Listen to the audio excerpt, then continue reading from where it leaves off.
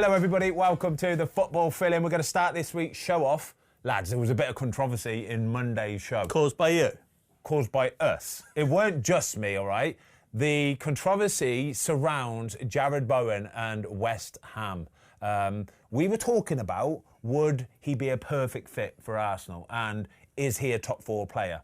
And the general consensus was that he's not a top four player. However, he would play for Arsenal, right? Agreed? Do you agree with that? Yeah, I thought it was a real good conversation. I think he's a top four squad player. So to go into an Arsenal or a Liverpool as one of a front five that rotate, I think he is. I agree with that. I think that would be him, yeah? But I don't think he's a starting week in, week out, main man, rely upon to score you the goals kind of player, right? I think he would mix very well as a squad player, and I think it would cost... We said 50 mil, did we? 60 mil on the show? I think that's what we agreed upon.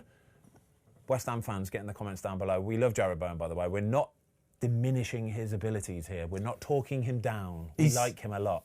28, did we say he was 28? Well, I said he was 30. Watto said he was... I got told off again. 28, he's won a European trophy, he scored in the final, he's proven. Yeah. He scores goals. How much do we pay in the Premier League for external foreign talent for 50, 60, 70? That aren't proven. I would still stand by it. I thought it was a real good conversation. It's great that people and everybody gets involved. That's what we're here for, a debate for sure. But I still think that he's a really, really top player. And I think if Arsenal would have signed him, there'd be, obviously we'll come on to what's happened this midweek, but they would be in a better position. And actually, for what they're trying to achieve as a football club, Premier League titles, European titles, trying to win one of the domestic cups, what you just spoke about, the rotation of it, he would have been perfect. One thing you will not change my mind on, though, is the Conference League and that it's a incredible competition. I'm not. Wait there a second. I'm not having it. Who said it was an incredible competition? Well, even the fact that it's a competition, I'm just not having it. Mate, right? listen. Right, when you've got teams like Jagiellonia Bialystok playing Cercle Bruges and Paphos playing Djurgården. Paphos, exactly. Hey, do you know what? Borach. Makes it even worse for you. Barnsley went on a European pre-season tour and beat all them. Well, I understand what you're saying. Borach versus Rapid Wien. Okay. Celje versus Lugano. Come on. West Brom used to have a defender called Diego Lugano. I remember, yeah. Big Lugano would be nice. head. Swiss, innit? Swiss. Be a lovely little... West Ham ever going to win the Champions League? No. Right, OK. I don't know. Team's going to win the FA Cup. There has to be tiers. There has to be tiers of competition. Nah, they're just shoehorning competitions in there now. Nobody cares about them. In 30 years' time, OK, you ask a West Ham fan what the best day out of their footballing life was, and likely they're going to say that. All right, should we crack on with the show, lads? I think. What's in your box? Oh, right, we got sent a nice little gift. What's in the box? We got sent a nice little gift from Nike, which we're always thankful for, because when you get a nice little, swoosh present through the... Blimey, now, this is hard to take. A Brad Pitt 7 type reveal. It's in the movie.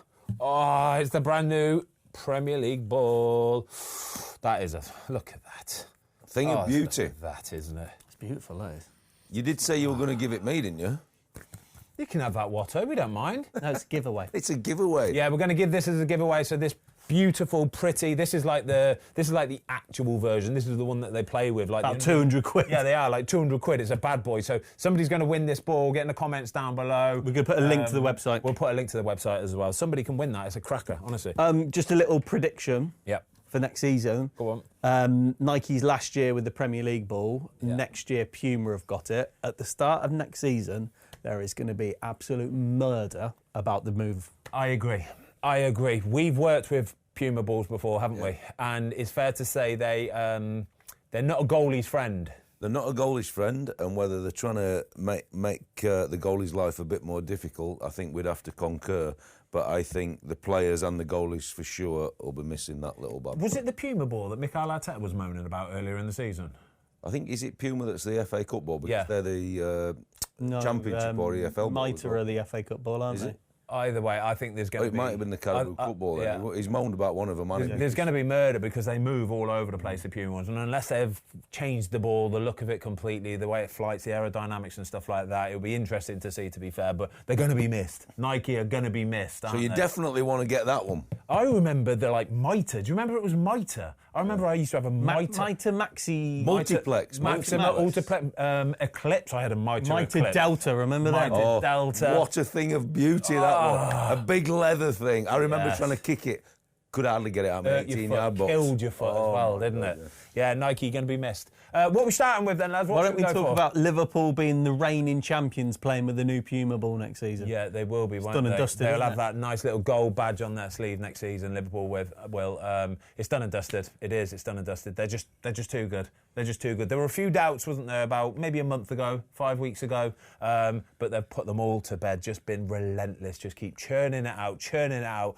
Newcastle were made to look pretty average, to be fair. I watched it last night. I watched because they were the slightly later they were kickoff, weren't 15 minutes, half an hour later. Yeah, so I was watching Spurs City, then swapped at half-time, swapped over to this one, and wow, they are impressive. Look, I'd been doing some coaching up in Sunderland, so that's why the voice is a bit hoarse. So I'm listening to it on the radio. But everybody spoke about the last three fixtures being a chance for an Arsenal or whoever to step into the breach. Villa away, good point. City away, 3 points. Newcastle at home. They've took 7 points from what would have been perceived as an opportunity for an Arsenal who failed against West Ham, and then we'll talk about the game at Forest last night also. They are the real deal. That's 13 points clear. I know Arsenal and the teams below them have got a game in hand, but if it gets to 10 points, that's still a 4-game swing. They've only got 10 games left. It's not going to happen. There were a couple people in the comments after last week's show as well. I mentioned that I think Liverpool had 5 international captains playing in the team. When you look through the team, I think it's nearer 7 or 8. Really? I've got 7 or 8 international captains or players that have captained their national team as well. And I think that is going to have to be a massive blueprint for other teams. It's going to have to be, because if you can fill your team with leaders, they will just keep doing this. They just keep turning up for training. They keep turning up for the games. They keep the standards high, and that's the reason why they're doing what they're doing. They're just churning it out. You don't ever hear no controversy, nothing crazy. They're brilliant. But I look at the team, and the midfield was what impressed me last night. Really impressive. And individually, you wouldn't necessarily say, I wouldn't anyway, yet, that any of them are like world class, the midfielders, right? In a unit, though. But as a unit, like we've talked about that Newcastle unit, but last night, do you know what I like about it is everyone knows exactly what they're doing and where they're meant to be. And it was like watching some kind of production line where they're kind of popping the ball around, and positionally, they just know where to be. It's so comfortable, isn't it? I mean, that's the one thing. I'm not saying they weren't in some way a possession-based team under Jurgen Klopp, but Arne Slot has come in, and it's all about ball possession and position in ball possession. Yeah. And it looks so comfortable. I mean, realistically, I think, Newcastle would be a little bit wary coming up for that final at Wembley against them, because they're thinking, obviously, it's their first chance of some silverware for a very long time. But if this Liverpool team turn up, they can obliterate. Do you think this would have got in Newcastle's head going into that final? I think. Well, what do you think? Well, I do. I think Liverpool have put such a marker in the sand with this performance that Newcastle would have just come away from the game afterwards on the coach thinking, we were nowhere near them tonight, lads. We were nowhere near them. But when you think, like, Newcastle will be thinking, because Liverpool are going for the title, even though they're trying to compete for 5th, Liverpool are going to go for the title. They might just take one eye off it. They're going to be in the Champions League. They've got a tough game, all the things in their favour. And Liverpool are so far clear in the league that if they had a fixture that they want to rest in, they actually can, and they can go 100% for that Carabao Cup final. And if they do go full strength, I mean, at Wembley, big pitch, and that midfield unit, like you're saying, I mean, you would fear for Newcastle. Normally as well, you would think Newcastle with their fans on the day, like they could outsing anybody, they could get a massive advantage because of the fans. Liverpool fans are sicko. Liverpool fans will be just as vocal as Newcastle. I think that could possibly work against Newcastle in the fact that I think if emotion is too high and the fans are so good and so vocal that if that even 5% translates onto the pitch, Liverpool will just pop them off the park. I agree. If you think about Newcastle's finals over the last period, they've had a couple of FA Cup finals, haven't they? Carabao Cup finals. I think you're right. I think the desperation to win that trophy for the first time, it's about 60 years, isn't it? I think it's too much for them. I said a minute ago about you never really hear controversy with Liverpool. One player that is a little bit controversial at the minute, a bit of a talking point, is Darwin Nunez, lads. I've got a little quote here from what Arne Slot said after the game.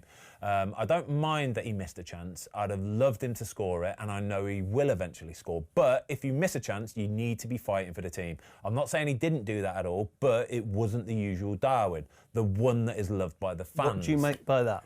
Make of that? That's a big statement. Because he hasn't full on hammered him. No, but it's enough. It's a hammering still. If you are anybody in that team, if you're somebody looking from the outside in, that reeks of he's going to Saudi Arabia in the summer. That's exactly what it reeks of. Well, let me throw one into you then, because we've spoke about Arsenal and we will speak about Arsenal. If he's potentially surplus to requirements at Liverpool and he's got his eye on Saudi, if you're Arsenal, would you take him? No. I don't think he would. I think he spurns too many big opportunities. Too many big opportunities. Arsenal need to be buying, I said it last week, the killer, the brute, the ruthless one. Jarrod Bowen, you said, didn't you? Jarrod Bowen, exactly that. Jarrod Bowen would do a much better job, I think. Even like, I know they wouldn't get rid of him, but an Ollie Watkins type. Do you know what it is for me? It's proven. Yeah, right? It's someone that can find the back of the net in the Premier League. But with Nunez, we've said it for a while. Like, I felt for a while, and I said earlier on in the season that he's a bit of a kind of unpolished gem. Yeah. And as time's gone on and on and on, and he's not 22, I think he's 25, pushing 26. I think that window's gone where I think they have to cut their losses on him, because I'd ask you, Ben, looking at that Liverpool squad, is he the weak link?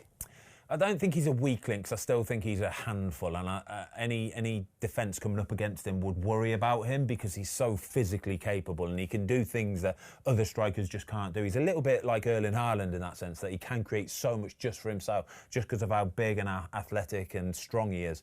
But I think the thing that Liverpool fans are a little bit disappointed with, a little bit disillusioned with, is that he misses so many big chances, and that's... If they can replace that with a killer, with what's going to happen with Trent or Virgil and Mohamed Salah, nobody really knows fully yet. That's one position they need to get right.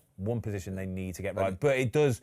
That's enough of a statement for me from Arne Slot to say that I'm not happy with this. Usually, Darwin, whether he misses or scores, he works his socks off. He does it properly. He gets back and he wants to win the ball back, and he's not even doing that now. That's smells of a player that's already had his head turned. They've got goals, though, in that team. They can... I'm not saying they're carrying him, but they can afford almost those chances, because even like Hakpo came on last night, and the stat, it was something like 14 in 26 goals in games, or something like that, and you just think, this guy's coming off the bench. If he was playing for any other Premier League team, I know there's injuries, etc., but he would be the main guy every single week. But they've got that luxury. That's what's fallen into Liverpool's favour now. They are so good, and the manager was a little bit unproven, but he's proved to everybody that he's more than capable. And I think if Nunez leaves, if Salah leaves, the group of strikers or wingers or forwards, attacking players that's available this summer, Arsenal are going to be on the back foot again, because if you've got a choice between Arsenal and Liverpool, you're going to Liverpool. Do you know what? Do you know why Liverpool will win the league this season, and so convincingly as well? They are the best team by a mile when it comes to composure. Think about Liverpool, the spine of their team. It is just full of composure. That midfield trio, Mo Salah, Virgil van Dijk, Alisson at the back. Every single player, you just don't worry about them in tight little situations, pressure moments, big moments. You just know that they're going to be able to deal with it. And I think Darwin Nunez is probably the only one that lacks that composure a little bit. Well, let's look at another team that we're talking about, strikers, Arsenal. So, Arsenal. What are we, 13 points now? Oh, it's a shame, isn't 13 points? It's a shame. I hate it when it's like this. I do. I hate it. I hate it when the title race and relegation. I hate it that it's already pretty much sorted with, what have we got, like 12, 11 games left of the season? I don't like it. The only conversations we're going to talk about is potentially who wins the FA Cup, Carabao Cup. Yeah. But in the Premier League, it's the fight to get in that Champions League top four, and then, I mean, there's so many teams fighting for that fifth position. If it becomes available, it's going to be really, really tough. But if you're Arsenal and you look at it, we've spoke about it on the show before, they've made a real boo-boo in January for sure, and now it's all coming back to bite them. And you would have liked to be a fly on the wall when Arteta were having his conversations in January, because I'm sure he'd have been pushing for something. It just seems like they're always future-proofing and going, oh, well, they haven't got the striker because January wasn't right, they couldn't get the right guy, and you go, sometimes you've just got to act now, right? And they haven't, and now they're 13 points behind. And I'm not saying that if they'd have got a Watkins or a Bowen or someone like that, they'd have won the league, but they'd have been bloody closer, because look at this stat, right? Spurs in 13th have scored more Premier League goals than Arsenal. No Arsenal player is in the top 15 scorers in the Premier League. That's ridiculous. But you can't think that you're competing for the title with stats like that, can you? No. They didn't even have a shot on the goals in the first half of the game. We know they haven't got a striker. You've just said it. Spurs in 13th have scored more than them. Bonkers. And they've been the set-piece masters, and they still are, because that was still their, probably, apart from Calafiori hitting the post, that was still their biggest opportunity last night from the set plays. But it's going to dry up at some point, because teams suss you a little bit and can do some homework themselves to try and counter what you're doing. Yeah. And if they then don't score on them set plays, they become pretty toothless in that final third. Do you know, it was Patrice Evra, it was a belting little quote, wasn't it? He said, Arsenal are a little bit like a Netflix show. You're always waiting for the next season. It's so good. That's brilliant. It's so good, it is very funny. Ben, at what point should Arteta, should he come under pressure? No, he shouldn't come under pressure, but he will come under pressure if this current form continues. So they're currently 6 points ahead of third, Man City, and then it's like 7 points ahead, 8. If they let that gap close and end up finishing in third, fourth, God knows, fifth, then he'll come under pressure. But you never know. You never know. If you can't score goals, it's a problem. Let's say they finish second this season and they finish second or third next season and there's no cup. I'm not saying he should, because I think it's so competitive now that it's hard. That big prize is so hard to win. But will there come a point with coming second and third? Will there come a point where he comes under pressure? Because I don't think so. History tells us, right, Wenger obviously won. Did he win 3 leagues, was it, I think? I think he won. And he retired in 2018. Yeah. And they'd won FA Cups, granted. Arteta's won an FA Cup. But he hadn't won the league since 03-04. Yeah. So history tells you that in the recent years, they've become a cup team. Yeah, but you're right. The league is so competitive, and it has its swings, doesn't it? Like Liverpool have come through a real drought. Klopp won them their first title. They're going to get the 20th this time. But they'd been fishing in the lower echelons of the league for 20, 30 years. Man United look like they're going to be in that phase, and Arsenal have not won it for 20 years. You can't believe, until that stat's been shown there, I would have said that's not possible. But this is how much the league's evolved, and they're in a transition period. And I think Arteta's done a phenomenal job, but unless they recruit properly at the top half of the field, they're not going to win the Premier League. No. For however good he is. And the point you're making, Wenger obviously did 14 or 15 seasons and never did nothing, but they were always in that Champions League. And you have to accept that that's a monumental achievement sometimes. Mourinho spoke about Man U. When he finished second with Man United, he felt that were better than any of his wins at Chelsea. Yeah. You know what I mean? Yeah. And that's how tough the league's becoming. But these are massive football institutions, and they need to be winning the Premier League. But you can only have one winner. United have been really good, dropped off. Liverpool, boom. City have been really good. Yeah, City and for off. 10, 12 years just dominating, basically. Yeah. Do you know what I mean? It's so hard. It is. It's so hard. Really but Arsenal fans just want to win a Premier League, yeah? They've come close in the Champions League. They've come, FA Cup, League Cups. They're great, but they won a Premier League. That's all it comes down to, and the pressure comes from the fans more than anything else with Arsenal. I think especially with Arsenal. I don't think Arteta would be under any kind of pressure from the board. I don't think he is under pressure. No, he's not. But I bet you there's a portion of that Arsenal fan base that if they finish second or third this season and then next season second or third, they'd be saying. I saw something on AFTV and I can't remember which one of the guys was saying, we've got to give him one more season. I thought, bloody hell. Imagine, one more season. He's finishing second to an unbelievable Man City team last year. He's finishing second to an unbelievable Liverpool team this year. That Liverpool team have evolved, so why haven't Arsenal gone that step further? That would be my thing, because I'm sure, not necessarily in January, but last summer's window, because they were close the season before, all the recruitment's about, like you said, they want to win the Holy Grail. They want to win the Premier League. So our recruitment's got to be about winning this Premier League. And they've had a real terrible time with injuries at the top half of the field. But you would still argue about the quality that they brought in, even for the guys who are injured. Yeah. So when you look at a Liverpool and you think what they've got at the top half of the field, that's where their focus has to be. If we want to really compete and be a fantastic squad across all competitions, but win that Premier League, we've got to be getting the best of the best, and they just haven't done it. If I was an Arsenal fan, the way I'd view it is if they were finishing second to City again, the dominant City, arguably the greatest manager of all time in Pep, I'd kind of almost go, okay, this is a dynasty, they're an unbelievable team. But the fact that Liverpool have just come up and gone, see you later, and passed them on the way up, if I was an Arsenal fan, I would be thinking, why didn't we do that? Why couldn't we? Why haven't we signed those players? Why don't we have that front 5-6? Yeah. But here's a good question on that, because Arsenal would have been able to sign Jota from Wolves, wouldn't they? Yes. I know. As that Jarrod Bowen type. 65 mil Havertz, was he? 65, 70 odd million. Was he? Yeah, that's what I'm saying. And but they're still picking these players, aren't they? So, did you think they're trying to be too clever? Well, I certainly think the Havertz one were thinking outside the box, and it's not quite come off, has it? I think you've got to have a bit of a plan B, and you've got to sign a big old lump. I think you still need that plan B, big lump. Like a Steve Claridge like type a Mateta, get a Mateta in there. You want the when old... you chips her down, go on, bring the big man on. You go want on, then. Zigic from Birmingham. He'd have made a big... Give me a big... Arsenal have never recovered from him, battering him in that final. Well, let's have a little...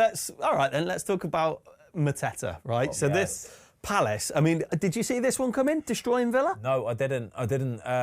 We had a little theory about it, didn't we, earlier on, Watto, is that Villa, when Emi Martinez is not on the pitch, have the biggest drop-off of any team in the Premier League. When they haven't got that guy in between the sticks, it's like every other player in that team, they drop from a 7 out of 10 or an 8 out of 10 into a 5 out of 10. Is that because they go... We've got the best goalkeeper in the world behind us. Exactly that. They know that he will save most of the things that get thrown at him, and when it's not him, it doesn't matter who replaces him, it's not Emi Martinez, and everybody can feel it, can't they? Yeah, and I think you see that. And look, it's not to be critical of Olsen. I mean, there were some good actions that went in, but you do think there'd be a slightly different outcome if it's Martinez. But when we were talking about this before we started the show, and all we're saying is 100% right, Martinez and Olsen, the drop-off is huge. But if you're a very, very capable goalie and even a very, very good Premier League goalie, how can you be attracted to the prospect of sitting behind Martinez at Aston Villa? So for all that we're saying and the drop-off is too big, how are you going to attract somebody unless it's a real good young one who can really learn from him, and you hope that if Martinez had a problem, he can step up for a very brief time, because you're not going to get a top goalie. For instance, Aaron Ramsdale will be available again in the summer. He's not going to leave Southampton, even though they've got relegated, to come and watch Emi Martinez, because he's got more about him than that. But the drop-off would be less. But that's where Villa are in a sticky position. When you've got one of the best, people don't want to go and watch him play because you want to show your own qualities. We can't put it all down to Villa and Emi Martinez. You've got to give Crystal Palace some credit. Because that team, from how they started the season to where they are now and to what they are now, and they've found a way of playing, and the players that are stepping up. They've won 8 out of the last 10. 8 out of the last 10. In all comps. It's Honestly, phenomenal. it's ridiculous. Yeah. For that sort of, like, Palace are, if you look on it, on the face of it, right, Palace are kind of a middle Premier League team, aren't they? They're an established Premier League team, but on the face of it, they're a middle. Listen, it's cyclical. Yeah. They're one of these teams that I would bet good money in the next 10 years, they will get relegated. Possibly. In the next 10 years. So you would say then, really, they're a 7th to 16th every season? They're like that third tier team for me, where you've got the historically, the Man Uniteds, the Chelseas, the Arsenals, the Liverpools. Then you've got the kind of the next ones down, which I guess would be the Spurs, the Newcastles, and then you've got the rest. But this is the beauty of football, the beauty of the Premier League, where you can have this kind of third-rung team, and we have got some fantastic third-rung teams in our league that you'd look at it. And we've got what a league, by the way. But to have players like Eze, Sarr, Mateta, 8 wins out of 10, like them players that I just mentioned there could get into most Premier League teams. Can you think what teams have got a better front three than them? There are a few. Yeah, they're at the top of the league. But you're going Liverpool. They're the big ones. You're going Liverpool. Yeah, as a 3, are Arsenal better than them? Well, yeah, not at the moment. They're not. Nowhere near it. But that's what they become, isn't it, Palace? And it's like a lot of the teams that are in that third tier of the league. You become a servicing department for the big guns of either the English Premier League or Europe. Elise, obviously, Bayern Munich. Yeah. And obviously, Eze, I think, has been phenomenal. Sarr's really stepped up to the plate.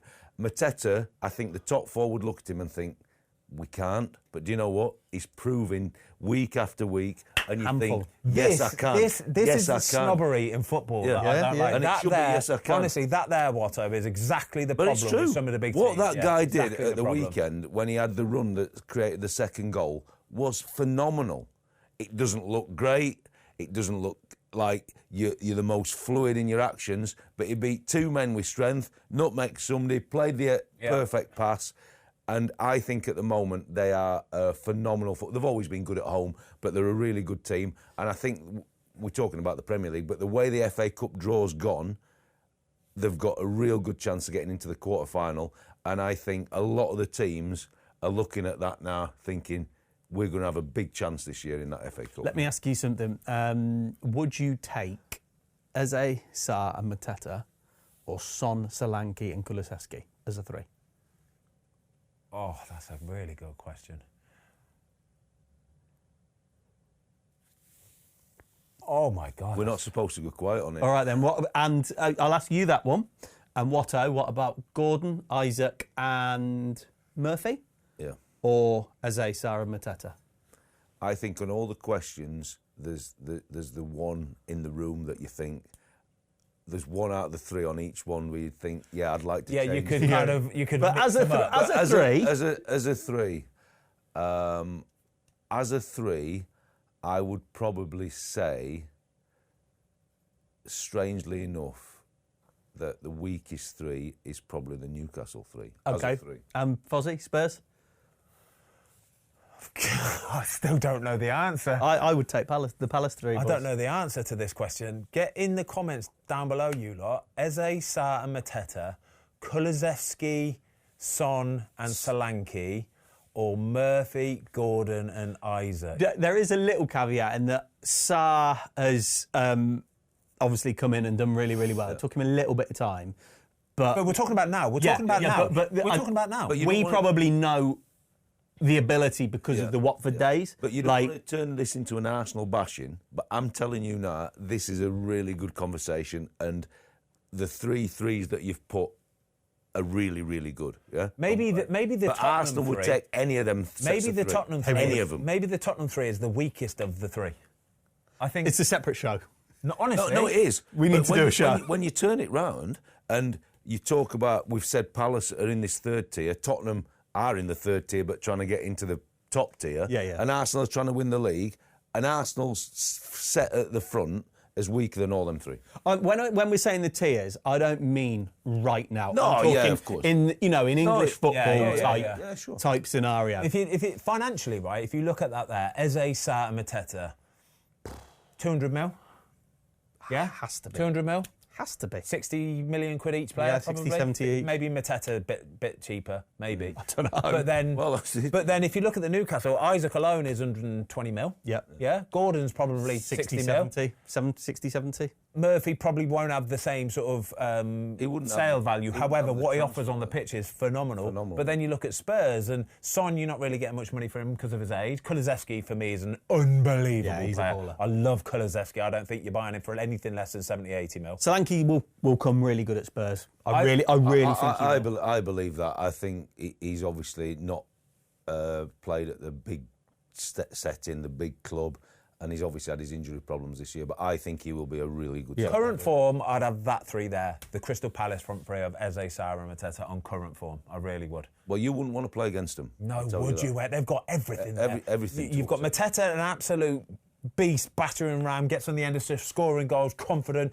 Sarr is Ismaila Sarr. Well, he's one of the quickest player I've ever seen or ever worked with. He's incredibly direct. And then Eze's got that little bit of guile, hasn't he? A little bit. He's got an awful lot of guile. Yeah. He is the most naturally gifted, just on a piece of string you'll ever see. I think he is phenomenal. could do a whole show for probably 10 hours Front talking threes. about them threes. About front threes, I reckon you could throw another. Let's do a separate. Let's do a different something. Who's got the best front Do three? you know what we'll do Premier at the League? end of the season? We'll do a separate podcast or something where we do front threes and midfield and we'll go trios. through their worth and value and Well, here's a good stat to put into it. So we'll talk about City in a minute, but Grealish has now done his 150th appearance for City.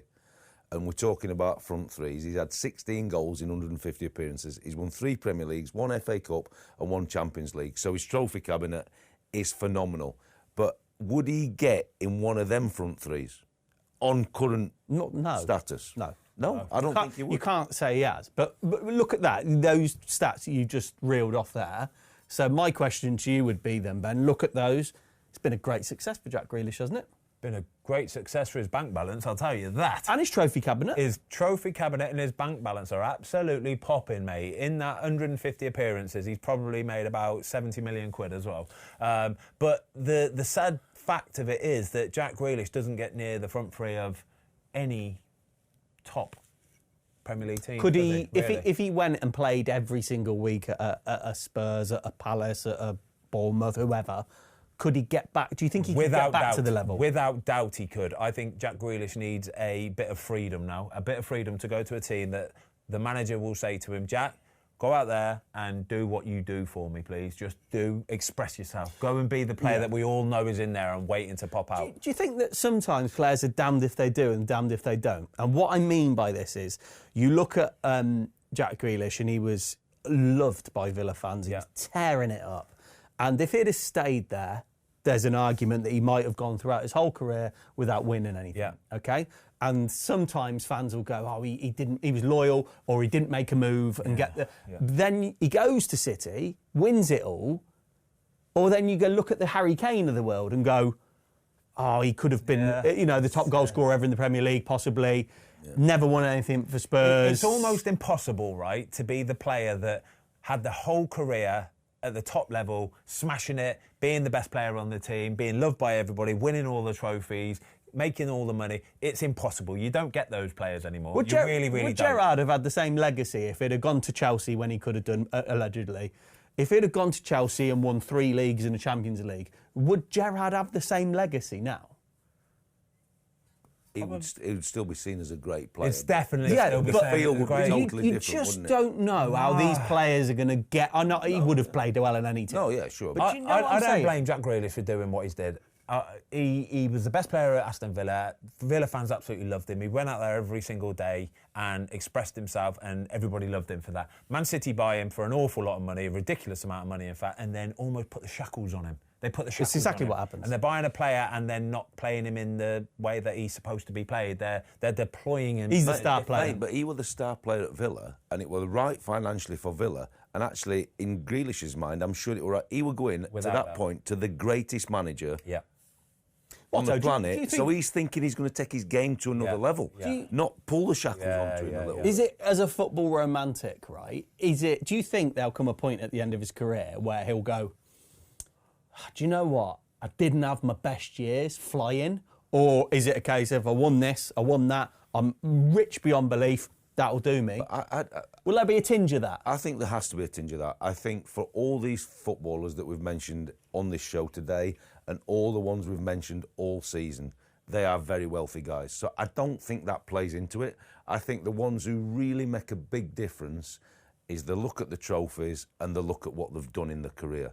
And yes, Grealish has got that trophy bit now, but I think it will be a little bit tainted for him because I think for him to be the best version of Jack Grealish, like he were at Villa, it's playing week in, week out, really loved by the fans, loved by his teammates, loved by the staff, the manager. And when all that's flowing for him, that's where he needs to be. Like, would Man City have won the treble if Jack Grealish wasn't in the squad, Ben? Yes. Yes. They would have done. They would have done because there is a replacement for a Jack Grealish. There's a player that can play in that system and rotate and offer the abilities that Jack Grealish offers. But I think that's what he's got to think, isn't it? Yeah. If he comes away from City, that trophy cabinet's probably never going to get an addition to it. Where would Jack Grealish shoot? I'm trying to think, lads. Tottenham. He would suit Everyone Tottenham. always says Honestly, Tottenham, don't come on, they? He would suit with Tottenham. He though. would. He would. He would. Well, You're shaking your head. Well, if he goes Don't want him, no. No, but if he goes to Spurs, Lukey, whether you want him or not, he's not putting another trophy or a medal in his cabinet, is he? Thing is, if he went back to Villa, he wouldn't play. You look at this Villa team now. No, he wouldn't. This Villa team now is about as good as I've seen. They've moved on. It's this Villa team now, right?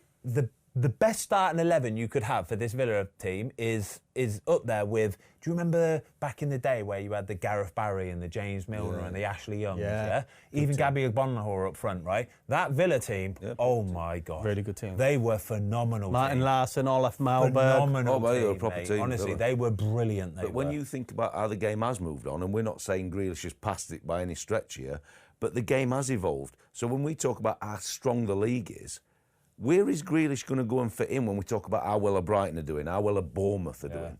All right, you forget the wages and the fee, but is Hertzler, is Iraola going to want him to fit in his team? Is Marco Silva going to tear, come on, you come down to follow?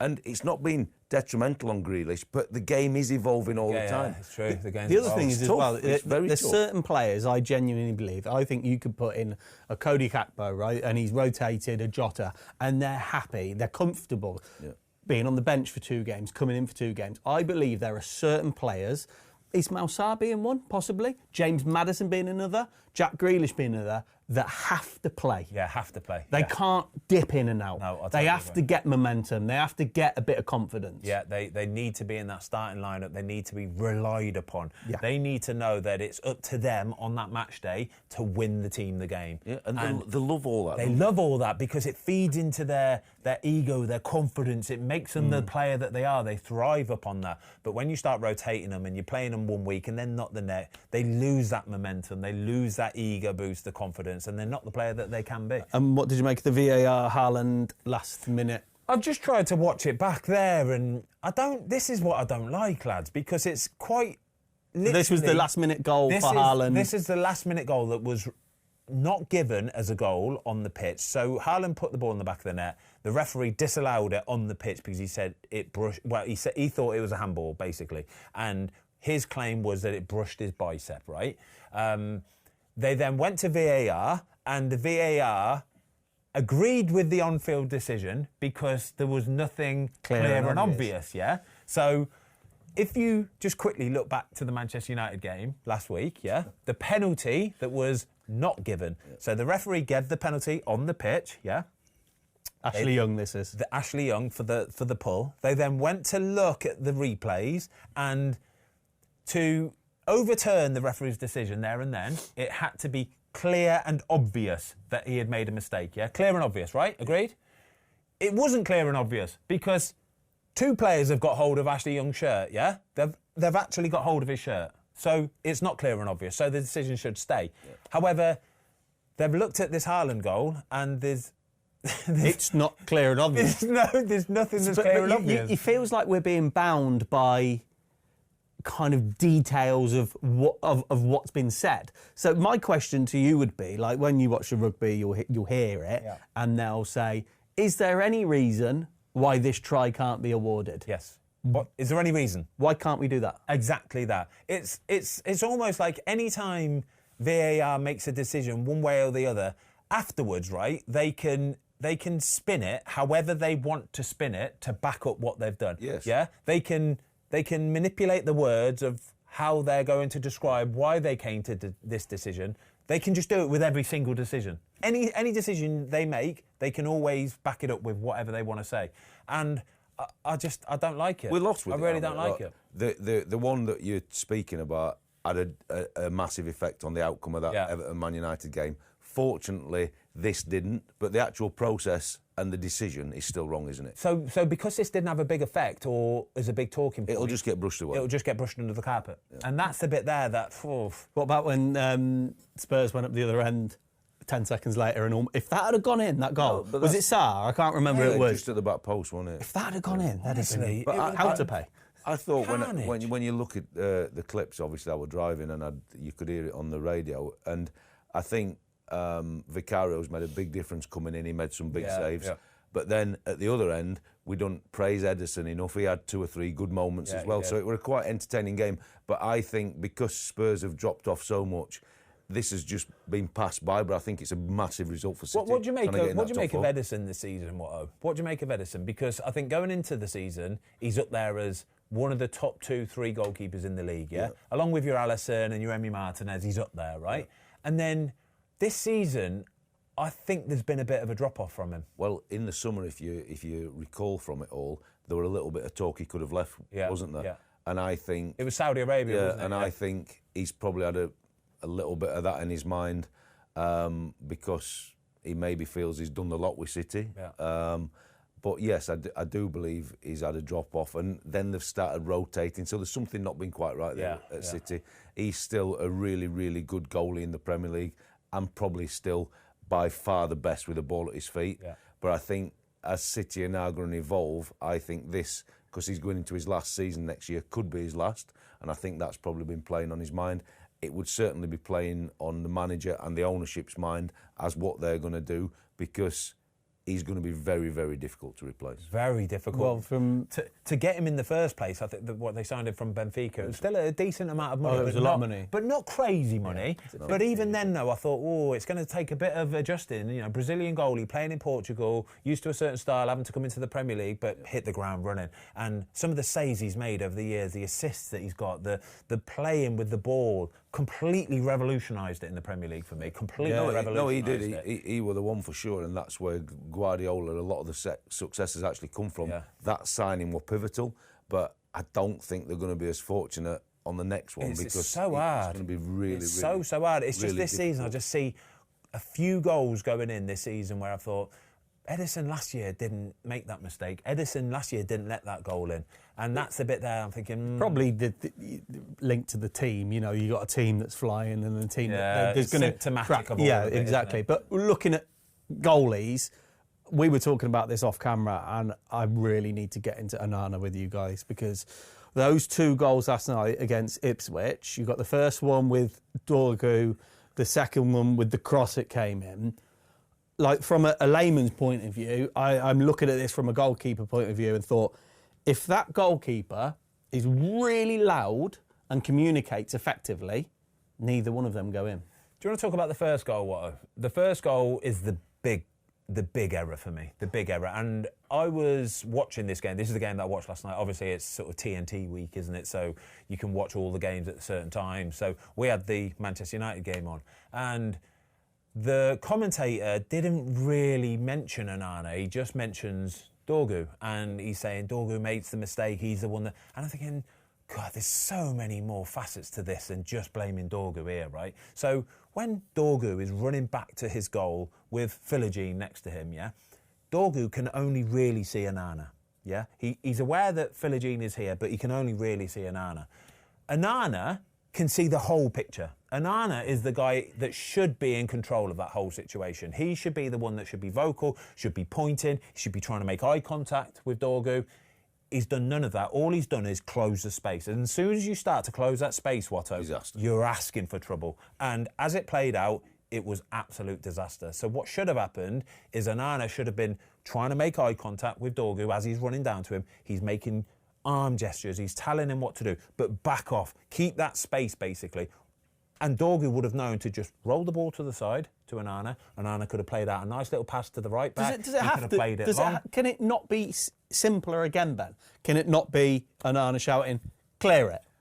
That's the simplest one, but we're talking top level here, right? Top level, you play it back to your goalkeeper takes it bounce up, and he plays it out to somebody else. That's top level. If you're talking relegation problem, you're talking fighting for, you just clear it, Get rid, put it out for a throw-in. They are down there. Exactly. Row Z. You can't score from row Z, right? But we're talking top level here. Top level players, nice and calm and composed. Liverpool, composure. Nice and composure. If that is, who plays left back? Robertson, Robertson or for Liverpool, or Tsimikas, or even if it's your Van Dijk.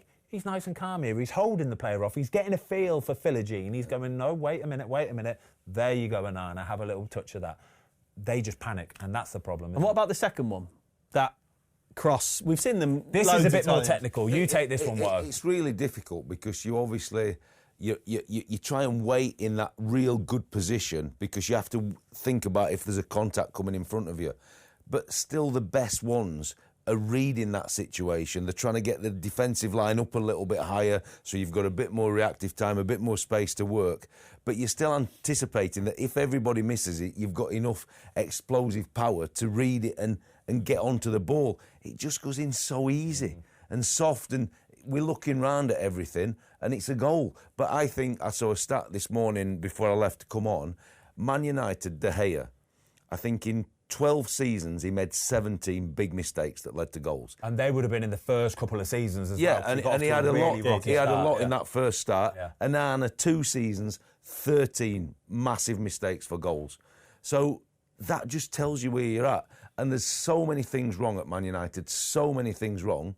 But I'll still go back to bringing him in to replace De Gea were one of the most fundamental and probably one of the biggest mistakes you've seen in Premier League recent history. With regards to goalkeeping 100%. especially, that's right at the top of it. Just quickly talking about the second goal.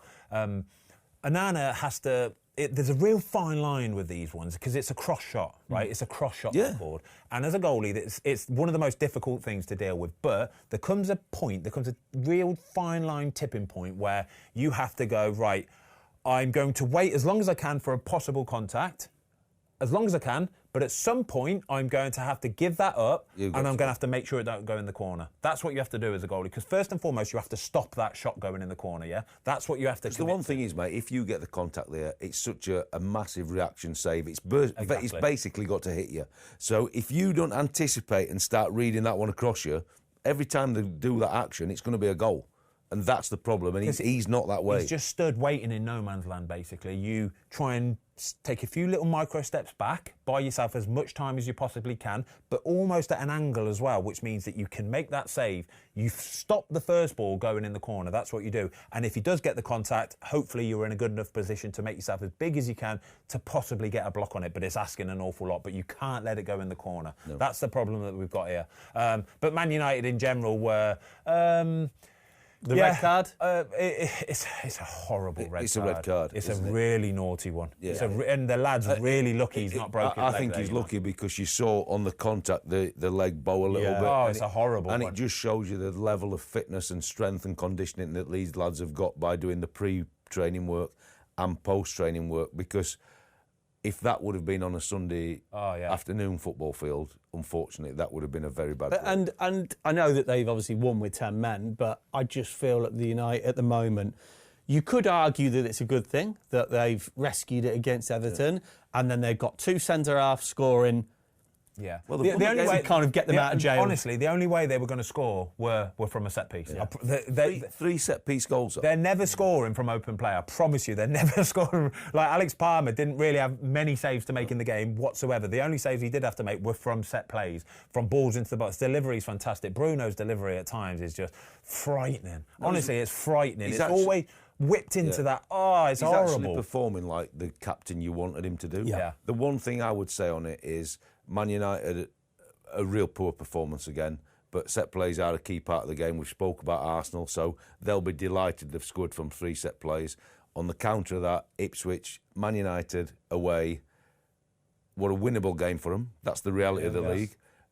Things have fallen into place at half-time. 2-2 at half-time, down to 10 men. And when I watched it back, the second half, I mean, they've not even tested. Man United were probably better, genuinely, in the second half with 10 men. They were probably better. But they just better. work. And the one thing, if you're a Man United fan, though, is, and it's nice because of you feel they're together and the fans were really vocal with them and they're trying to get over the line in them last few minutes. But you can't be fist pumping and chest pumping if you're Man United beating Ipswich 3-2 at home, even with 10 men. So I think that, to me, showed a passion to the fans, but actually, from my football brain, just showed me how far they've fallen.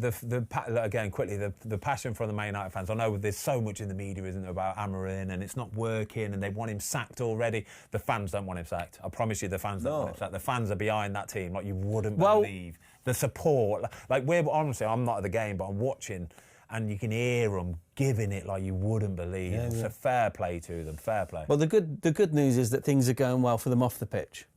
I mean, it's just do you know what? Thank God, United just need a good news story. It's like they just need a good news story. I don't think they like putting good news stories out. I think they like putting the bad ones out. No, do you know what it is? The media are over them like an absolute rash. It's Man United, though. They've always been over Man United. Look at the big thing this week is, Ratcliffe and Barada taking away the staff lunches, approximately saving £1 million a year. They're paying, I don't know, is it 50 mil in the last quarter or something, interest on the debt they've spent in total with Newcastle paying him and getting rid of him. Ashworth, 6 or 7 million in total. So all of these huge financial decisions, and then they'll be seen to be taking, lunch away from the staff. And the thing which I've heard this week in the media is, I was listening to Talk Sport the other day, and you've got, Jim White on one side, you've got Simon Jordan saying it's cost cutting, it's sensible, I'd do the same. And you kind of go, yeah, okay, fair enough, they're a cost cutting. And the thing is with football, you have to separate the financials on the pitch with the running of the business, right? Because it doesn't marry up. They're ultimately, they're like two different businesses. But the thing that I've not heard talked about is, which we talk about a lot, is culture within a football club, right? And by taking that away, what does that do for the whole vibe around the place? Honestly, disaster. It's a real disaster. And I know Amorim is employed by Man United and all the levels above it that goes all the way up to the Glazers. But what I would have really liked him to do, it would have gone against, obviously, the ownership. I would have liked him to come on this week because of all the negativity about the team, performances, and then the finances. Come on and say, look, I've sat down with my staff, I've sat down with these players, and I'll tell you what we're going to do. For all these training ground staff, we're going to, as a group of staff and players, we're going to pay for their lunches, not just for now, for the next 5-10 years I'm here, and it'll be a big chapeau. The culture would... He can't do it, but that's what he should have done, because the money you're talking that he, his staff, and the footballers within the group would have paid is minuscule, but that would have reinvigorated a very positive culture at Man United. Well said, well said. That would have gone so far, wouldn't it? You talk about culture, that would have boosted it behind the scenes. They can't undermine the hierarchy like that. The culture is the most important thing with a football club. You can have a good culture where everybody's pushing in the right direction, pulling in the right direction, doing things properly, looking after people, preempting stuff so nobody... Or you can have one that's a negative culture, where it's bacteria, where one grows into 2 to 4 to 8, and it's poison. Look at Palace. They're horrible places to be. Look at Palace. I think Nketiah scored his first Premier League goal? Yeah, I think so. For Palace. Yeah. And yet he was the one, wasn't he, Luke, coming out this week saying the place is buzzing. Buzzing. Absolutely buzzing. And this is a guy that's been bought in for, 25-odd mil, scored one Premier League goal, and he could be the one going... I'm not really getting too much of a look in, but he's leading the charge with it. Do you know what that does, though? It's a you versus us kind of culture, is what that does, is when you've got the Man United players' canteen eating their lovely food and it's all well prepared by the top chefs, and they're all on 200 grand a week. And you've got the laundry lady working 10, 12 hours a day, That's what I mean. Bringing in a banana and crisp sandwich. It's honestly, well, I think apparently it was sandwich and soup. Sandwich and soup, yeah. But I'd read somewhere that it was the first team only that kept. I'm thinking, there's no way they're going to have academy players. No chance. Academy will be eating the good stuff as well, but it's all the other staff, and you don't understand how many other staff there are, right? If there's 30 players, for example, in the first team, there's 300 staff behind them. There's 300 staff. Not anymore at United. Working hard, anymore. honestly. Not anymore. Quickly then, going back to the game as well, though, Man United, Garnacho substituted just before half-time. Mazraoui came on. Obviously, they had the red card. You got a couple minutes to go, and Garnacho was brought off for Mazraoui. But the problem I've got with this is he just went straight down the tunnel. Straight down the tunnel. You can't do that. How old is he? 21, 22? You can't do that. I don't care if you're 21, 31, 41, you get on the bench and you wait till half-time. He knows there's a couple minutes left. You wait till half-time, then you walk in with the team. And then he puts out an Instagram story, was it? A story of him, and it's the picture of him basically getting brought off. Amorim will not like that. He won't tolerate that. I heard his interview after the game where he said, it's something maybe I'll have a little conversation with. That leaves a mark. Because he's already been dropped, hasn't he, from the squad with Rashford. How he turns up to training, the way he looks when he comes into the training ground. Little things like this, are big deals. I promise you they are, Watto, aren't they? And I know Amorim's next press conference, that's what the topic will be. Yeah. Because he alluded to the fact that I'm going to have to sit and talk with him. We all know the Rashford situation and we've seen how that's panned out. So that's the next press conference. That's what all the topic will be. Yeah, it's more negativity. It's more negativity around the place. And I just think you were there at the pinnacle of Man United, not necessarily winning everything, but the culture were there for you. The culture. And that's what they've lost. We're doing this with the wages, some of the recruitment of the players. Who's the leader at Man United like when you'd have been there with a phenomenal dressing room? Neville, Giggs, Scholes, Everyone's Keane. a leader. Who's the leader there now? They told you what it was like to be a Man United player. They wouldn't have needed an Amorim to deal with this. It's not even a that thing. would have never happened, to be fair, because as soon as these guys walked into that dressing room, it'd have been take your breath away. I've not only come to a phenomenal football club. When you walked in that dressing room and looked at these guys, and they demanded of you from the very, very start. And if you rolled up in your Ferrari or Lamborghini, get rid of that. Fozzie, with Garnacho, do you genuinely think that he's posted that himself, or do you think he's got a social media manager? I think either way, he will have a social media manager, but I guarantee you he's posted that by himself. It's a poorly cropped picture for one. Like, if he's got a proper company to do it, they're putting logos on it, they're cropping it. It's like got a horrible little grey mark at the bottom. He's definitely done that himself. If you were talking about taking away the lunches and all that lot, if I was, I don't know, part of the hierarchy at United, I'd be saying, guys, we can't trust these guys. Yeah. They're too young. They're too inexperienced. On match day, or match day +1, or -1, we do not post. I agree.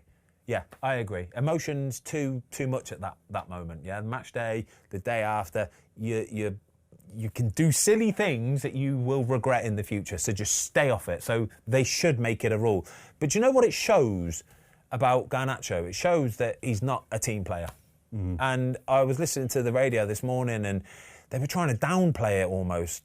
The manager was trying to downplay it by saying that it was wet and it was cold and, get warm. What? Your mates are on this pitch working, right? You're part of this team and your mates are working. Sit on that bench and watch them for the next 2 or 3 minutes. It's not a Sunday league game, right, where you don't have a bench, you don't have anything to put on. These have got these big, thick coats. They're sat on probably heated seats. They are heated seats. Don't be so soft. The seats in the dugout are heated at Manchester Oh, there you United. go, then. They're heated, right? They're lovely and warm. Your big, fat coat is lovely and warm, right? But more importantly, your teammates are on the pitch. Get on that bench and support them for the remaining 2 or 3 minutes. Support them. Don't just go down. What if somebody goes and scores a goal and you're in the, what happened there? It's awful. It's such a bad look. And I promise you, this will have really, really pissed Amorim off. But pissed him he's off. at the point now where he's probably gone, I'm not in a position where I can throw him out to the wolves. He can't change. If he changes now, then it's a massive problem. He has to keep it going. He's done what he's done so far, and he's been really strong and really positive with it. Yeah, he's got to keep on that road. He has. He can't falter now. He can't waver. If somebody steps out of line, you bring them up on it, and you say it to everybody else. Yeah, you say it to everybody else. You've given him enough warnings. And if he keeps doing it, eventually you're going to go, right, mate, I'm just going to tell the world what you're doing then, all right? I've told you not to walk off if you get substituted. Don't walk off. But if you're going to keep doing it, I'll tell the world about it. But they might be signing really good players, Man United, but it seems there's a problem with the individuals, doesn't it, at certain points. And I think that does come from a culture thing and not having a group of leaders that you started the show with. Liverpool, 6, 7, 8 captains within their own country's teams. And that has to be a massive difference because the managers does set the tone, but the dressing room sets the tone within itself as well. OK, we're nearly at the quiz, the world-famous football fill-in quiz, which Ben's on a bit of a... We're doing it properly today as well, aren't we? Because we asked last week whether we should do it fastest finger first or we get the whiteboards out and we write them and then we turn our answers around after 10 seconds or something. So we're going to use the whiteboards today. OK. Don't judge us on spelling, though, please. Let's do it. Before we do that, Watto, would you, if you were Chelsea management, Chelsea fans, would you be worried about Cole Palmer's form? Or not, if I'm honest, particularly. I thought the game week this week really came at a fantastic point for him. Southampton at home. I'm not saying it were a guaranteed 4-goaler, but I think it were a guaranteed home win. Nobody saw anything different. To get 4 goals, it would have boosted the team. I actually watched the extended clips on this game and I thought Palmer played really, really well. Ramsdale made a big save from him that led to the first goal where they scored from a corner. And actually Palmer had 2 quality moments when it were a millimetre away from being another couple of fantastic assists. So I think, again, it's a media thing that's getting a little bit behind him. He'll have been really frustrated because he would have looked forward to that game like he looks forward to everything. I mean, it's just a walk in the park for him, isn't it? But he'll be disappointed he's not scored against Southampton or got an assist, but he was playing very, very well. Yeah. And I think you don't lose all the qualities that he's had. And at this minute, it's just millimetres that's not going for him. But I don't think we need to get on the bandwagon for that. And as I said, I think for Chelsea, I think that's the first win now in 4, but it's give them a chance again to compete with City to potentially get that 4th spot. If I talk about Southampton, they were supposed to be built on a culture this year at the start of the season with playing, but they wanted to base themselves on a good set-piece team, and they conceded 2 set-pieces in this game. And unfortunately for them, they've not been good enough at both ends of the field with the set plays. 65 goals Southampton have conceded this season. Oh. How many games left? They got 10. 10 left, I think. 65 goals is, it's not painful. Not going to be far off 100. No, it's painful. They're still level with Derby on that 9-point total. I think they probably will get more points than Derby, but it's going to be tight. Honestly, I can just imagine the kind of the atmosphere and how low in confidence everybody is at that football club at this moment in time. I've played, well, we talked about it last week, didn't we? I've been in 5 relegations. I've had 5 of them, and they're so horrible. They affect your whole life. Like, you've got to imagine these are people, they're human beings, and when you're living your life day in, day out, and everything's negative at the football club, it's an horrible place to be. But what I will say about Cole Palmer is it's my fault that he had another blank this week is because I captained him in FPL. And obviously, the moment you captain somebody in FPL, they go and do zero. I wouldn't even... We put it as a talking point. There's been rumblings and stuff. He's a baller, mate. He's a player. He's an absolute player. And it's not like he's got 3 in 12. It's not like he's got none in 12. Yeah, it's just that his record in the previous season and a half until this point had been so good, and he's so prolific. Class is permanent. Class is permanent, mate. It will come back, it will. But like what I said there, as long as he's playing well, that's the main thing. Yeah, one thing I actually did want to talk about is when we talk about consistency is Brighton and, a possible push for the top 4. I think they're a little bit restricted in the fact that with Danny Welbeck and Joao Pedro, both really, really good players, but they're both quite streaky. Yeah. Like, do you know what I mean? I think Jamie said it earlier, actually, they both do get a few injuries as well, which kind of, they're in the team, out the team, and momentum's a big thing for strikers, if you can get a real solid run in the team. But I love Brighton. I do. I love them. I love the fact that we've got so many teams like Brighton this season that are absolutely bashing it. Brighton are 4 points behind Man City in 4th. You look at some of the other teams, Fulham having an incredible season, Bournemouth, Newcastle are right up there. We have got a unreal Premier League this season. Yeah, we have, in terms of the quality. The top. You go from, 3rd down to 12th, 13th, 12th, say.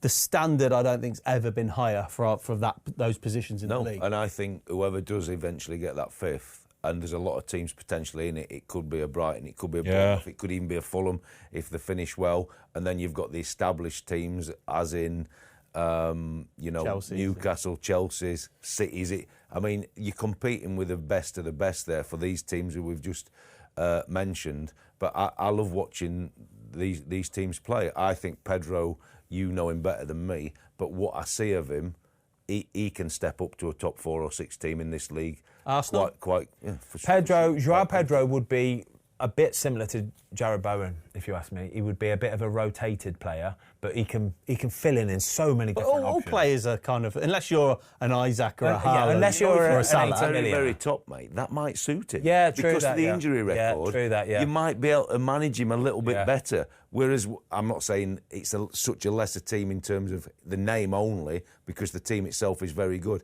But when you're becoming so reliant and that team feels a drop-off when you're not playing 38 games, but for another team you might play 20, 25, that might suit you a little bit until you just get into it. I can't imagine Brighton wanting to let Pedro go. He's such a good player. He's such a good lad for 1. 2, he is rapid. 3, he's a rat. Honestly, strong, and he's acceleration. But we talk about that front 3 again. Brighton's front 3 is not too bad, is it? Yeah. You get Matoma. Minter, Rutter. They've got a few, haven't they? Yeah, exactly. But again, I don't want to hark back about Arsenal, but probably Brighton's front 3 would all walk into that Arsenal team. Yeah, they would. They've got one playing there at the minute anyway with Trossard as well, haven't they? Exactly. Everton, they should have walked this game. They really should. Beto. Yeah. A hat-trick of one-on-ones. Big chances. Big chances. Well, I think we have to give the goalie some credit because he's done... Come on. No, you've got to be honest. Look, he's done very, very well. But I think, and I spoke off air about this, how many chances they've missed Everton in 1v1, driving through situations. Not only Beto, Calvert-Lewin, unfortunately. They've had massive chances this year. But you go back to what we spoke about on the show on Monday, I think what David Moyes has done with this team, he's never going to get the massive plaudits. But we've spoken about the Everton squad and team thinking, on another year, apart from the bottom 3, they're probably 4th bottom material. Yeah. And he's just blown that. 15 points clear of the relegation zone. They are, Everton. I was very vocal about it, saying that, is he going to do a lot more than what Deitch would have done? And the short answer is yes, but I will hold reservation to next season. Right?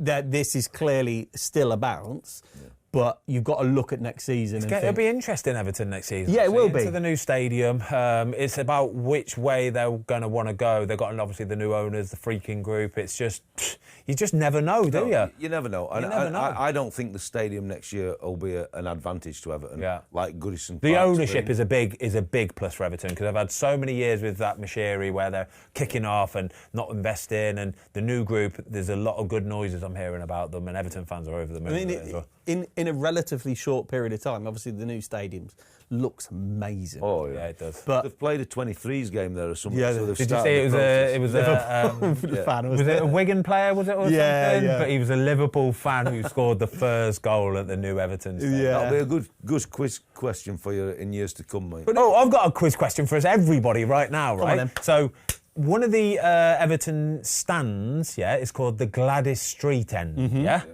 Spell Gladys. Gladys. Wrong. GLAD. Wrong. GLY? Wrong. Anybody? Gladys.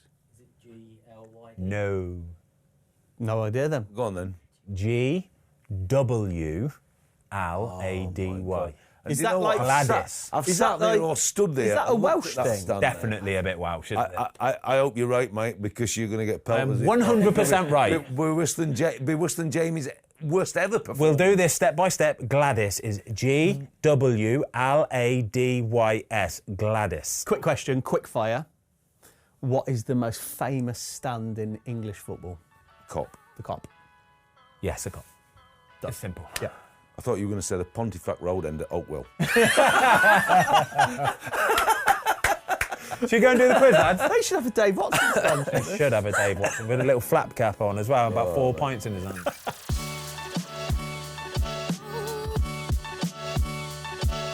Hello everyone, welcome back to the Football Fill-In Quiz. We're going for a new format today, so everybody's got their whiteboards, so you can have all the time in the world to write your answer. But we're going to do one question, one answer, and we're going to go like that. My board has already got something written on it. What have you got written on your board? It says, Jamie has got bunda. I did do leg day yesterday, so my legs are in pain. That's weird. Should we get back to the quiz? Jamie has got Yes, back. please. Thanks. No, are you judging the spelling, Jiminy? No, you won't be judging the spelling. As long as I can work out what it is. No problem, mate. No problem. So question 1. After Sir Alex Ferguson, who was the next manager to win the Premier League? After Sir Alex Ferguson, who was the next manager to win the Premier League? You can play along at home as well, because these guys aren't shouting their questions out. Oh, no, shit. Well, you didn't 5. each one after. Yeah, 4, Stop looking. 3, 2, 1. The answer is Kenny Dalglish. Oh, wow, that is an absolute... What have you gone for? I went Pellegrini. I went Man. I was worried it would be Mancini. Mancini. Pellegrini, wow. You've had Arsene Wenger before that. I was as well. changing to Mancini, and then I thought, Yeah, shit, I ain't Arsene got time. Wenger. Yeah, They won. Of course, City yeah. won it. No, No, Liverpool won it then. Yeah, Sir Alex Ferguson. No, what he won it with Blackburn. So we're Manchester United. No. Blackburn. that's Luke, have you vetted No, this? that's a poor question. 1992. The You said Premier it after Reread Sir the Alex question. Ferguson. After Sir Alex Ferguson, who was the next manager to win? No, the that's Premier League? misleading. What it's not. I No, read it's that not. as meaning is After he- when he retired, Yes. who was the first manager to win the... Yeah. Wait, That's- so why? that's So what why I did thought. why did all three of us say managers from like 2013, 14? Yeah, but I would have said after Sir Alex Ferguson retired. What are you who was saying, the Luke? next manager to win the Premier League? Oh, Lukey. No, It's another controversial start. I don't think. Anyway. Get in the comments below what you think of that question, because the next manager won it. Careful what you wish for with Yeah, that, Jay. yeah, you be careful, they'll mate. agree with me You be personally. careful, mate. Well, all three of us have. Well, maybe all three of us are wrong then. We're all numpties. Well, we know that, Watto, but I'm staying out of it. Jamie, you're the man. Thanks, man. No yellow cards for you this week. Get the cards for next week. yeah. Question 2. Who was Leicester City's top goal scorer during the Champions League campaign in the 2016-17 season? Who was Leicester City's top scorer during their Champions League campaign in the 2016-17 season? 5, 4, I think Jamie's trying to trick us. 2, I do too. 1. The answer is Riyad Mahrez. I'm going to Zaki. I got I Mahrez. went Okazaki. I think he got 1 goal. Riyad Mahrez 4 goals. Jamie Vardy and Mark Albrighton both on 2. Oh, the question was who scored the most goals only in the Champions League? Yes. Okay, the question didn't read like that, by the way. 1-0 Tomo. Yeah, 1-0 to Tom. Get your mark on there, Tom. Oh, don't worry, Watto. Question 3. Which team were the first team to enter administration whilst being in the Premier League back in 2010? Which team were the first team to enter question. administration whilst being in the Premier League back in 2010? That's a good one. Yep. 5, 4, 3, 2, 1. The answer is Portsmouth. Damn it! Oh, Watto, Well go done, on. Watto. So Portsmouth, they were deducted Good. 9 points and were also relegated that season. The Premier League introduced the profit and sustainability rules in response They to were this. deducted 9 points. Yep. Wow. Definitely went down, didn't they? Yeah. They've never been back from that point, then, have they? They haven't, Oh, no. they haven't. It's the FA Cup. It's winning the FA Cup. The bonuses apparently were frightening. Really? Yeah, for winning the FA Cup. Absolutely crippled them. Really? Yeah. There we go. So You what know about who they that beat in one? the quarter-final? Barnsley? Birmingham. Birmingham. Away. Question 4. Ian Callaghan holds the record appearances in all competitions for Liverpool. Who is second? Ian Callaghan holds the record appearances in all competitions for Liverpool, but who is in second?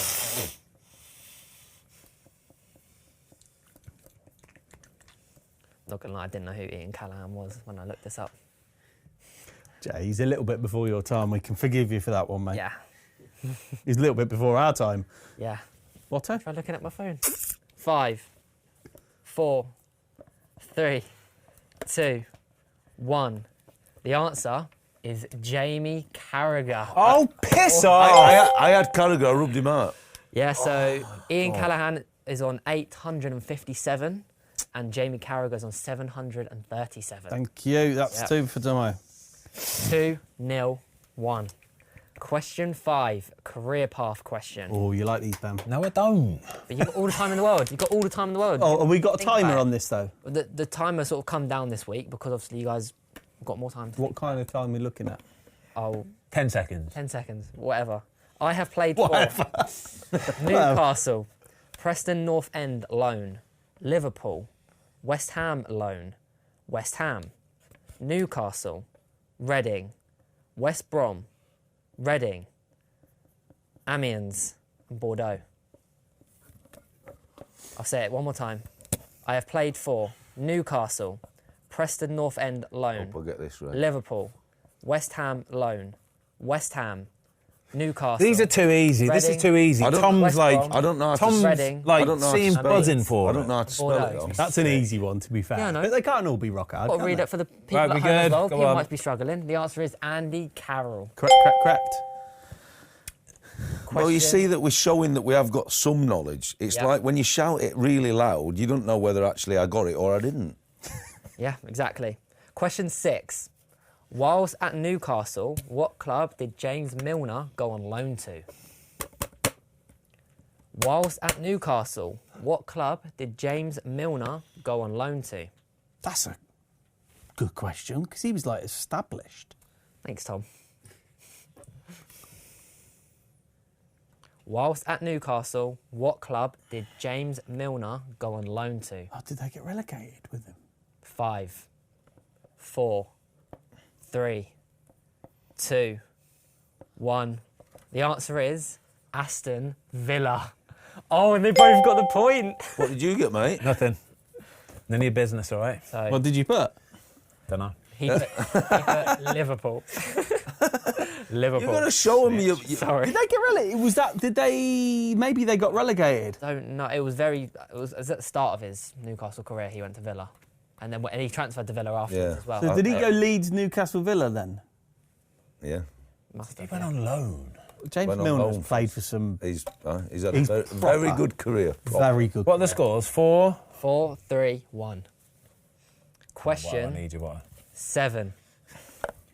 During the 92-93 Premier League season, which team got 49 points but still got relegated, making this the highest tally ever to be relegated? 49 points! But wasn't that extra games that year? Wasn't This it? was a 42-game season, this was. Either way, it's still heavy. Yeah, that'd be 43, wouldn't it? Yeah. Yeah. If they'd have. So during the 92-93 Premier League season, which team got 49 points but still got relegated, making this the Well, I highest don't know. point tally I don't know. ever I to be felt relegated? comfortable, but like I could be miles off. But this was a 42-game season, so there was 4 extra games. 5, 4, Yeah, we're good, 3, we're good, yeah. 2, Forest? 1. The answer is Crystal Palace. Wow. I believe that was also the season when 4 went teams Norwich got City. relegated as well. Yeah, it was, yeah. First What did you one put, was Watto? Norwich City. What did you put, Fozzie? Sheffield United. I went Forest. Yeah, I think we should also make sure you say your questions, your answers out Answers, as yeah. well. Yeah. People are Foster 26. Question 8. Tom 0. yeah. I've put Watto with a smiley face. Yeah. What And a good zero? head of hair. Yeah, thank you. Question 8. Only 2 Egyptians have got over 100 appearances in the Premier League. Mo Salah with 291 and... Thanks, Luke. Do you know what? Only I can see him. I can see him playing. I don't even know what teams he plays for. Ooh, What's his ooh. fucking name? Only 2 Egyptians have over, Oh, I've got it. I think. have over 100 I think I've got it. in the Premier League. Mo Salah with Please. 291 and the answer is... Mido? No, Ahmed Zaki? El Mohammadi. Oh, Mohammedi. I knew El it! Mohammadi. Knew it! I put Mido. Yeah, so Foster 26 has done I it. actually couldn't remember his name. Salah had 291, El Mohammadi had 197, and Mido was in third with 94. 197, Yeah. well done, lad. El Mohammadi. El Mohammadi, Aston Villa. Yeah. Hull? Oh, It was just that Mido come straight to my head. Sunderland. Yes. Sunderland as well, yeah. So we are on question 9. 4, 2, 3. Very. Tweet. Fulham defender Timothy Castagna plays for what international team? Oh, that's a dirty one. Fulham defender Timothy Castagna plays for what international team? I think a lot of people at home will be like, easy, got this straight away. Probably because they play FIFA. Because they play FIFA, yeah. Or Champ Man. I don't. You guys do struggle with your nationalities. Not Champ Man this year. Was No. Footy Man was suspended. cancelled, wasn't it? Yeah, it was, yeah. 5, 4, I'm not Do you confident. know this? 3, No. 2, It's a 1. guess. The answer is Belgium. Belgium. What did you guys yeah. Mexico. Mexico? Mexico. Castagna? France. With a little apostrophe What over did the you E? put? Fozzie, what did you put? Switzerland. Wow. How many are you on, Beb? 2. 2. So you can't take it to a tiebreaker. I'm sorry. Watto, did you get that? No, I got France. Okay. So He should lose a point for Mexico. I'm not having it. I'm not having it. That's one of the worst answers I've ever seen. Yeah. Yeah, it's not great. Question 10. In what country other than England has Aaron Lennon played club football in? In what other country than England has Aaron Lennon played club football in? I don't. In what country other than England has Aaron Lennon played club football in? 5, 4, 3, I ain't got it. 2, No chance. 1. The answer Is it Belgium again? is not Belgium. Is no. it Netherlands? Turkey. Not Netherlands. I put Wales. The answer is Turkey. Look, I even drew a little turkey. That's not a turkey, that's a duck. That's a turkey. Dinosaur. Look, that's his little, like, what they called? Blah, blah, blah, blah, blah, blah, blah, blah, blah, blah, blah, blah, What noise does it make? blah, blah, blah, blah, blah, blah. What's the score? Yeah, but we're doing tiebreaker, aren't we, for the fun of it? What is the score? 4-3-3. 4. Favourite formation? 3. Yeah. Tom, up there again, mate. Well Tom done, has Tom. won the quiz. Darn Well done, it. Tom. I do like the format because it shows us that we're not all Yeah, it's much Yeah. better, isn't it? Yeah. numpty. That takes Tom's tally up to 12 points for the season. Ben is on 9, Watto on 5, and the guests are on 5. Do the tiebreak, do the A little bit tiebreak. of fun. We'll do a tiebreaker question. What happens? Can there be something like It's the nearest 2. It's the closest. loser has to buy coffees next week?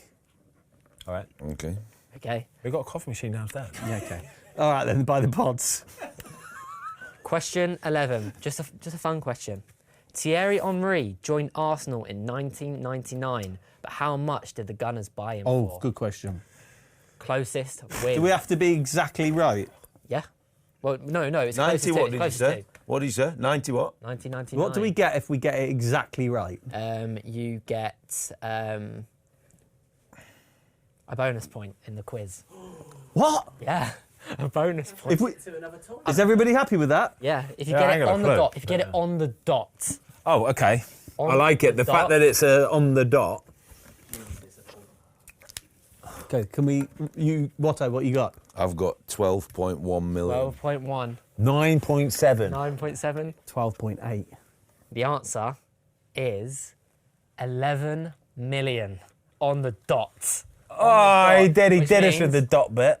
I'd have Watto. got our closest. Watto just nabs it. No, once you go over, you're not allowed. but- Bollocks to you making the rules up. No, just nab. If he nabs gets the over it, tiebreaker. that's No, it. bollocks with the rules. You don't get a point. No, he doesn't get a point. No, Doesn't no. get a point. No. Steady, There's Tom. no I point. think he should get a point. You said he got a point. No. Watto needs no, a point. if you get it on. Yeah, give me a point. Give him get the a point. point. Say, give me a You can point. get 5 Right, points guys, in a dumb guys. You said, give me a point. Any more backlash? You're going to get a red card. said You're going to be out for the next quiz, all right? No more. Listen to him here. Listen to him here. No. Two-game ban. 2-game ban. If any more backlash. We're like Arne's lot watching from our Backlash. sides. You were Yeah. phenomenal today. You were. All right. That was a Good good quiz. quiz. Really good quiz. Let us know First one was a bit ropey. what the question. Yeah. Yeah, but let us know in the comments below if you like the format of the quiz and what score you got in the comments down below. So Good quiz, mate. Yeah. Yeah, very good. Well rounded, apart from the first question, which was an abomination of a question. What, the first question? The first What was it? question. Read Which it again, see manager if I can get it after right. Sir Alex Ferguson No. won the Premier League? Yeah. Read it, word Yeah, for word. that's not. After Sir Alex Ferguson, who was the next manager to win the Premier League? So Oh, that's awful. Kenny Dalglish with Blackburn. Nah, that's awful. Manchester United. Blackburn. No, because what that insinuates is after When he Fergie had retired. finished. There's no mention of after retiring. Fergie left, but after Yeah. Ferguson. After Ferguson. No, I'm not having it. Awful. If you're a Man United fan, nothing's happened since Ferguson. Exactly. So we're thinking at the end of his Kenny tether. Dalglish won it. Arsene Who was Wenger it, won Pellegrini or Mancini? What, they won the first City one? Yeah. Mancini. Was it Mancini? Yeah, then Pellegrini won it. So should I City get fan, that? aren't I? Should I get the City point? fan, no. yeah. Should I get the point for that one then? No, because it's null and Were you void. supporting City or Chelsea back then? Never support Chelsea, mate. I don't know what you're on about. No, back then, was it City or Chelsea? It was City. Always been City, through and through. And you've never changed from Spurs, Lukey, have you? Never wavered, even though you've wanted to. Right, well done, lads. That Love you camera, all. That camera. Well done, lads. Love you all. See you next week.